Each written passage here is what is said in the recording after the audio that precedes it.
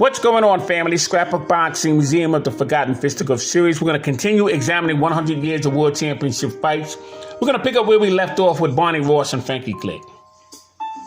Now, Frankie Click won 82 fights, had 12 losses, 25 knockouts. He was born May 5th, 1907, and he died May 18th, 1982 in San Francisco, California. Fought from 1924 to 1943. He had total bouts of 126 fights, 86 wins, 26 losses, and 25 knockouts. He was stopped 4 times and had a brother by the name of Walter Click. Walter Click was a little taller than Frankie Click. Frankie Click was the champion.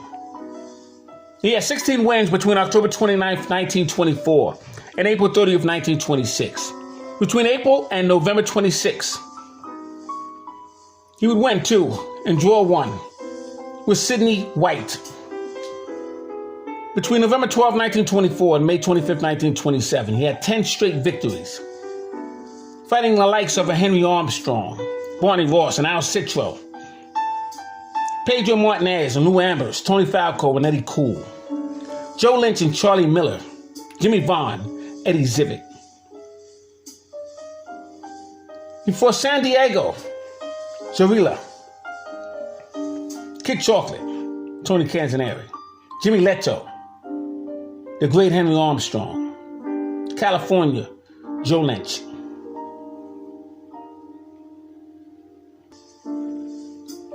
February 17th, 1935, Freddie Miller knocks out Jose Grunazes, 1 round, Barcelona, Spain, to defend his World Featherweight Championship crown.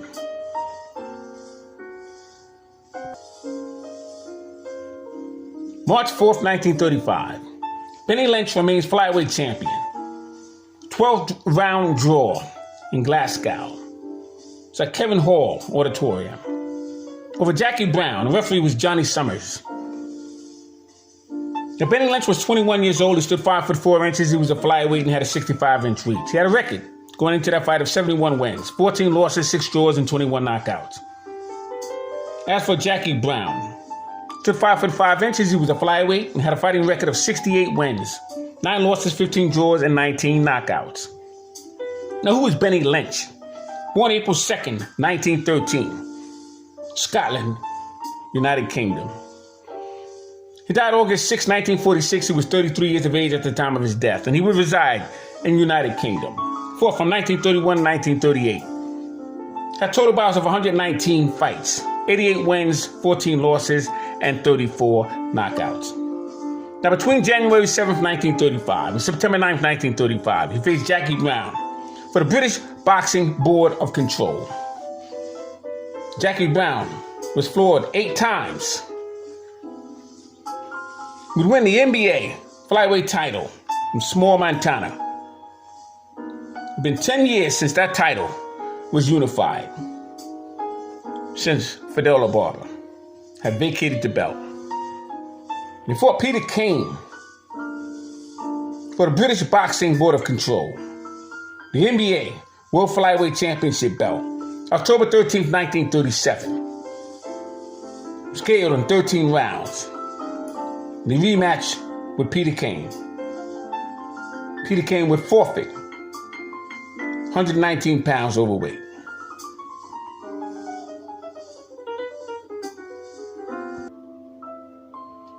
March 10th, 1935, Steve Hamas lost his rematch with Max Schmeling in 9 rounds. He was stopped in Hamburg, Germany. Friday, March 15th, 1935, Primo knocks out Ray Imbilitaire, 9 rounds in New York's Madison Square Garden. Referee was Jack Dempsey. And Dempsey would assist the trainer and manager of Ray Imbilitaire by saving him from further punishment. It would be considered a 9-round TKO. Timo Cornero was 28 years old, stood 5 foot 5.5 inches. 6 foot 5.5 inches. He was a heavyweight, had an 85-inch reach. Had a record coming into that fight of 81 wins, 7 losses, and 64 knockouts. Ray Imbilitaire was 25 years old. He stood 6 foot 7.5 inches. He was a heavyweight, had an 84-inch reach. Had a fighting record of 7 wins, 3 losses, and 7 knockouts coming into that fight. Now, who was Ray Imperator? Name was Rosario Raymond Jr. Imperator. He was born January 23rd, 1910. He died August 21st, 1967. Cold Springs, New York. Fought from 1931 to 1936. Had a total bout career of 17 fights. 10 wins, 7 losses, 7 knockouts, and he was stopped twice. He was in the ring with fighters such as Bar Pastor from the Bronx, New York. Tommy Laughlin, called him the Philly Phantom. And Primo Carnera, who he would lose to in the 9th round. So Ray Imperator would lose his fight with Primo Carnera on the night of March 10th, 1935. March 15th, 1935. Primo Carnera, Ray Imperator, March 15th, 1935.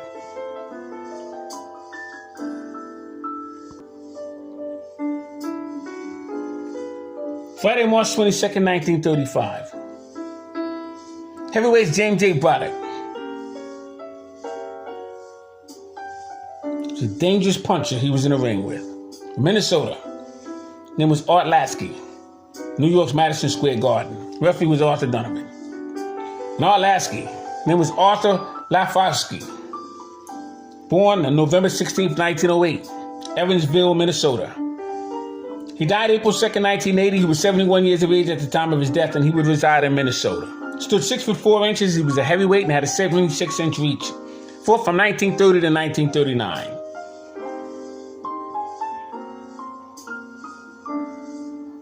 He had a record of 53 total bouts, 40 wins, 34 knockouts. Art Lasky would lose to James J. Braddock, March 22nd. 1935.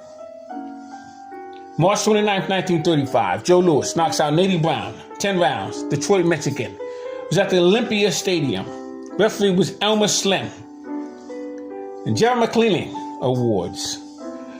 Braddock and Steve Hamas, King Levinsky, Lee Ramage were some of the victims that Lasky was in the ring with, as well as Nady Brown. Now on the card was 34-2 Jewish heavyweight star Roy Laser, who's from New Jersey, and Al Diamond. Both won their fights. Joe Louis was 20 years old. He stood 6'1.5". He weighed 190 pounds. Had a 76-inch reach and had a record of 16 wins and 13 knockouts. Nady Brown was 25 years old. He stood 6'1". With 205 pounds. He had a record of 29 wins, 18 losses, 7 draws, and 5 knockouts. Now, who was Nady Brown? He was born March 2nd, 1910 in Philadelphia, Pennsylvania.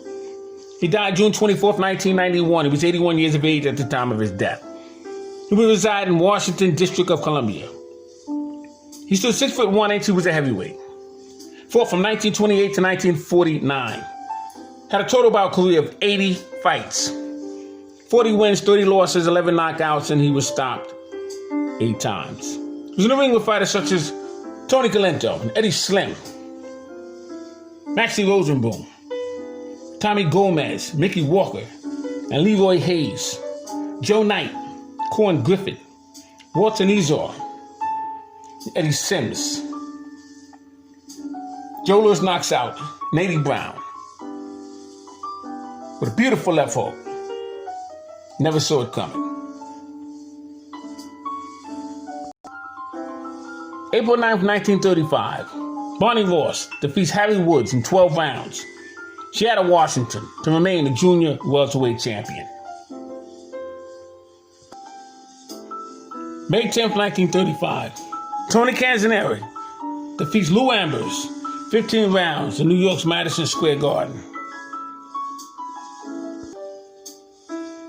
May 28th, 1935, Barney Ross defeats Jimmy McLarnin 15 rounds in New York's Madison Square Garden in a third and final bout. Those two men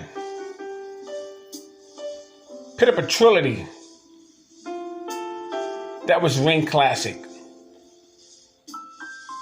See, Jimmy McLarnin would defeat Young Corbett III for the welterweight championship belt.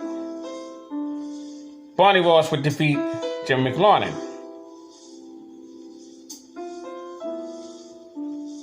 And Jim McLarnin would return the favor by taking the title back away from Barney Ross. And Barney Ross would take the title back away from Jimmy McLarnin. Excellent fight between those three men. 2-man, 3-fight series. Immediately begins circling to his left.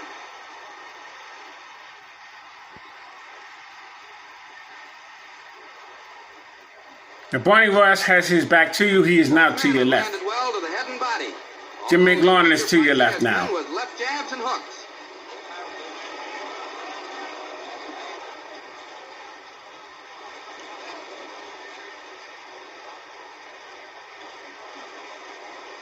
Notice how low McLarnin still holds his left. He gains leverage by bringing it up from the hip, while fighting more flat-footed than Ross.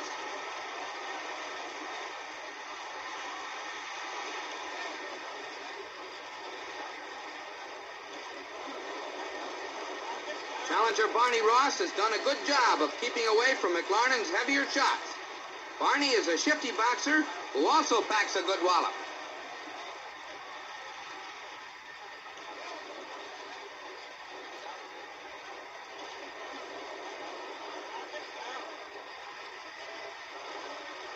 And Ross is in top condition. He has youth on his side, and he's still full of bounce, although he's done more moving than McLarnin. However, in round 15, you'll see Ross suddenly tire from the fast pace he's maintained. Look now at Barney bounce up and down. A fast combination to the head by Ross, and in the final seconds of the round, he'll shoot for the body.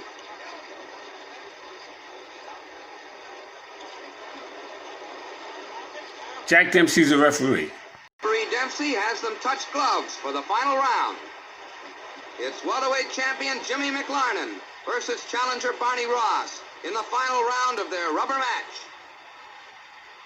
Ross has been rough and tough, always willing to close with the champion. But McLarnin, though he's behind, is the more skillful boxer. Barney has maintained his aggressiveness, and he's thrown more punches, which accounts for his lead at this point.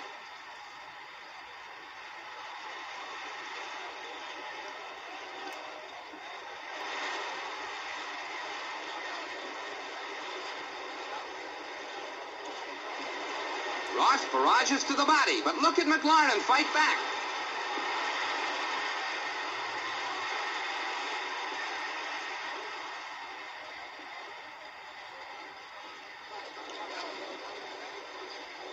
McLarnin senses he's trailing, and in a moment, you'll see him go all out in an effort for a strong finish.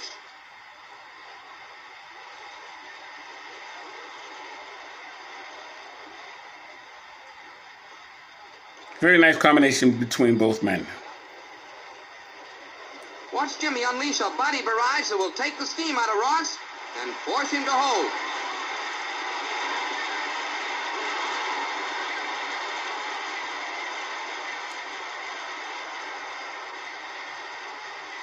Ross is holding. He's tired, while McLarnin is finishing strongly.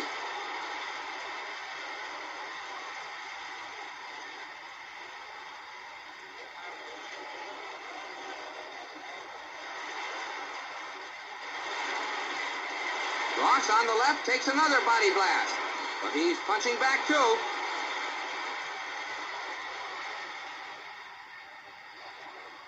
Barney is a weary fighter as he leans all over McLarnin, trying to tie up the champion. Barney Ross would win this match and win the trilogy. Let's take a look at some more championship fights.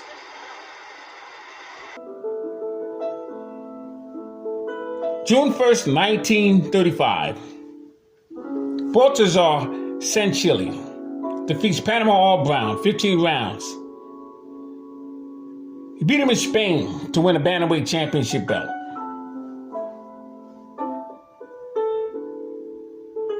And we talked about Panama All-Brown. Quite a fighter he was. But he would lose to Baltazar Sanchili. We'll learn more about Baltimore Sanchili as the series goes on.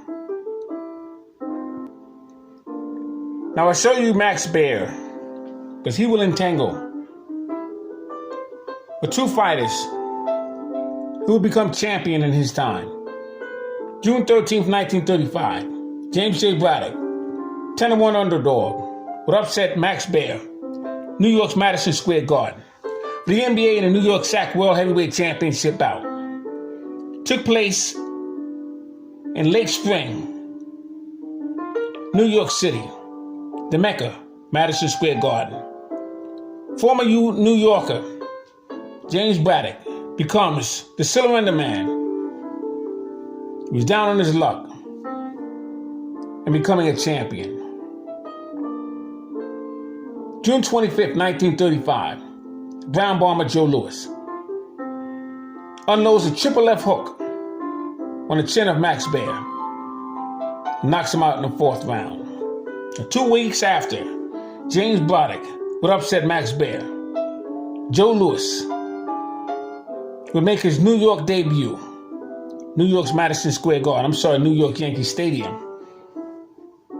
He would have his first fight in New York in Yankee Stadium. Referee was Arthur Donovan. He stopped the bout in 6 rounds. It was a slaughter. Ambling Elf, Primo Carnera, would fall like a stack of cards in front of 60,000 spectators. Now, some of the opponents that Joe Louis would be in the ring with would be Buddy Baer, who was 21-0 at that time. Nathan Mann, 18-2. Abe Simon, 3-0. Red Berman was 24-11. Now, Joe Louis, 21 years old, 6 foot 1.5 inch, 196 pounds. Joe had a 76-inch reach and a record of 19 wins, 15 knockouts, when he would meet Primo Carnera. Carnera was 28 years old. He stood 6 foot 5.5 inches. He was a heavyweight and had an 85-inch reach. Had a record of 82 wins, 7 losses, 65 knockouts. Primo Carnera stood 6 foot 5.5 inches. Now, Joe Louis, who was 21, would face fighters such as Roy Laser, who was a New Jersey Jewish heavyweight. He was a rising star during those years. Lee Ramage and Nady Brown.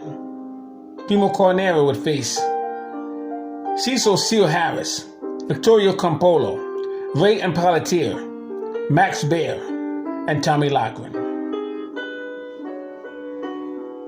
Now, Carnera was hit so hard by Joe Louis that he would break his ankle. The fight net $275,531.87 and grossed $378,655. Now, Joe Louis would deck the Ambling Elf. The beautiful, fast-paced combination. It would be promoter Mike Jacobs' first professional fight and professional gate on a card that was held by the Brown Bomber Joe Louis. And Joe Louis had signed a deal to have 3 fights, and the option would remain open for the remainder of his contract. The fight was promoted as Carnera's homeland, with Patino Mussolini threatening Ethiopia and Africa. Joe Louis was a black man, presenting the black patriotism. 64,000 spectators, paid $57,000, with 7,000 complimentary total tickets. Carnera was paid $86,792.54. Joe Louis was paid $44,636.16 for that fight. Joe Louis, 198 pounds, knocks out 210 pounds Max Baer. The beautiful triple left hook combination. New York Yankee Stadium. Referee was Arthur Donovan. Round after round, the stadium was at an uproar. 84,831 screaming spectators. We were very shocked. Lewis was a 2-1 betting favorite by Yankee Stadium's ticket holders. At the negotiation table, it was agreed that Joe Louis would earn $217,337, and former world heavyweight champion Max Baer would earn approximately $181,114. Now, the rain almost postponed the fight. It was a 45-minute delay. Baer was reported of having a broken wrist and a chip bone in his left hand. According to the Dr. William Heaney, an orthopedic specialist at the Johns Hopkins University, we will get those results in Maryland.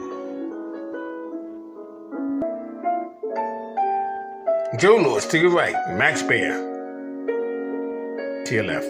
Let's take a look at Joe Louis display his beautiful triple F combination on the chin of Max Baer.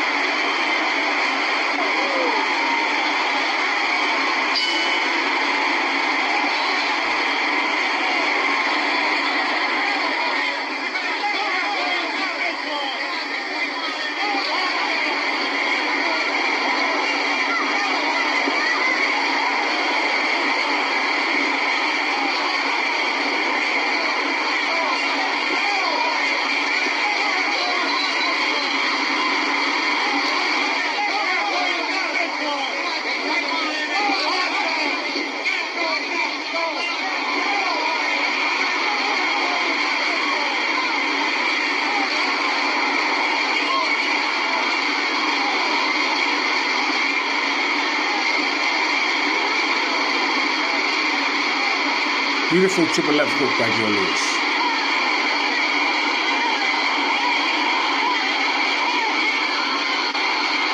Max Baer is knocked out.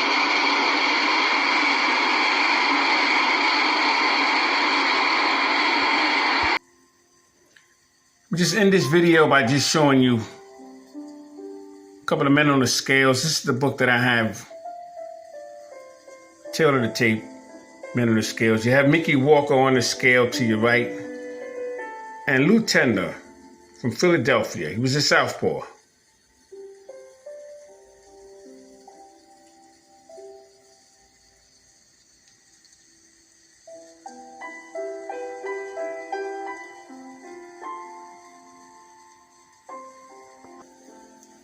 Here you have Joe Dundee, who's to your right, and Pete Latzo is to your left on the scale. Joe Dundee is to your right.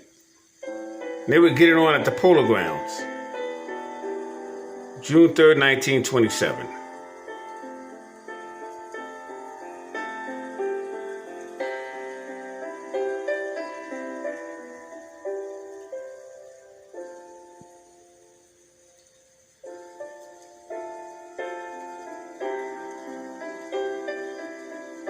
And by the way, Mickey Walker, Lou Tender, was June 2nd, 1924.